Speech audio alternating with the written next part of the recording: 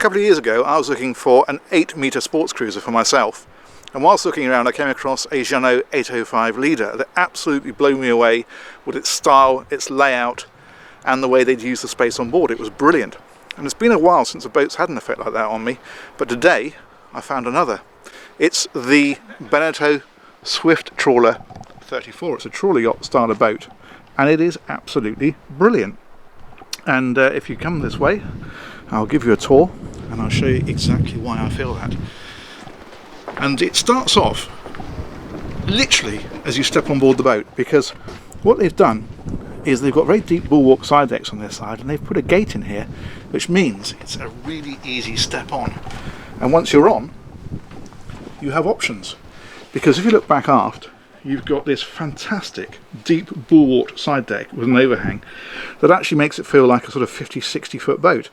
And that actually, I think, is the key to this boat. It's the little ship feel that they've managed to get onto it. It's really authentic. It doesn't feel twee.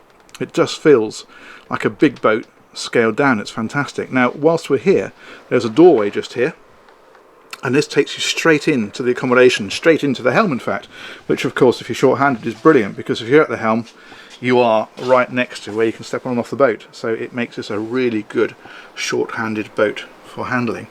And then if we look forward, there's a couple of steps up here up onto the foredeck.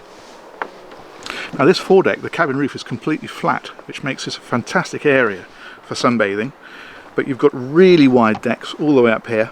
The decks on this boat are asymmetric, so the starboard one, the one we were just on, is the widest, deepest one to give that maximum usability. But actually on this side, although it is a little narrower and it isn't sunk into the boat like the other one, it is still a very, very usable deck. You can walk down this side of the boat with no problem whatsoever. And if we head back here, of course it leads to the cockpit. Now the accommodation on this boat is great, and often when you find that, you find that the compromise is outside of course, but on this boat they have actually got a really decent sized cockpit in here. There's a couple of things worth mentioning. There is a massive storage area under the floor just here. This lifts up to give access to the lazarette.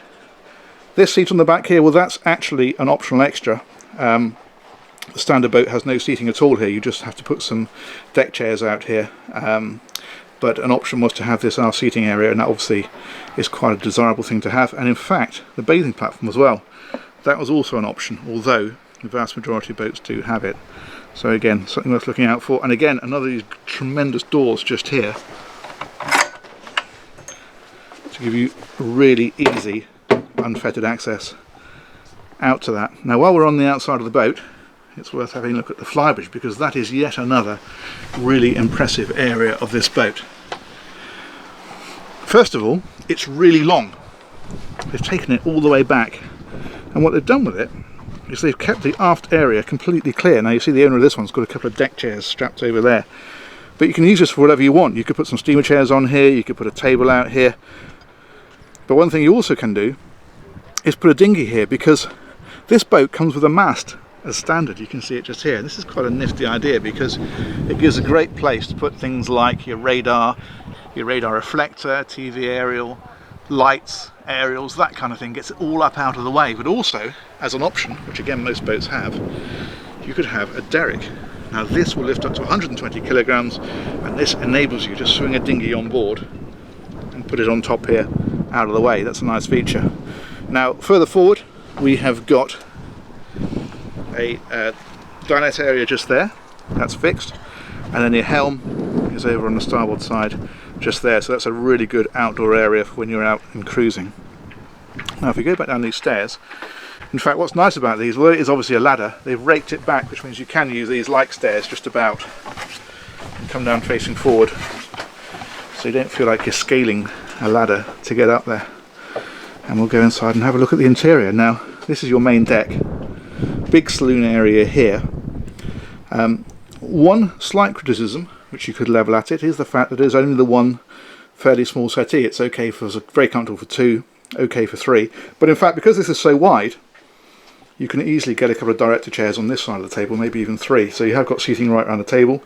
And with them not in place, of course, you've got really easy access forward around the boat, and you've got this great sideboard. So again, we're back to that storage situation. Ahead of that is your galley. Now this is classic trawler yacht put in the galley here.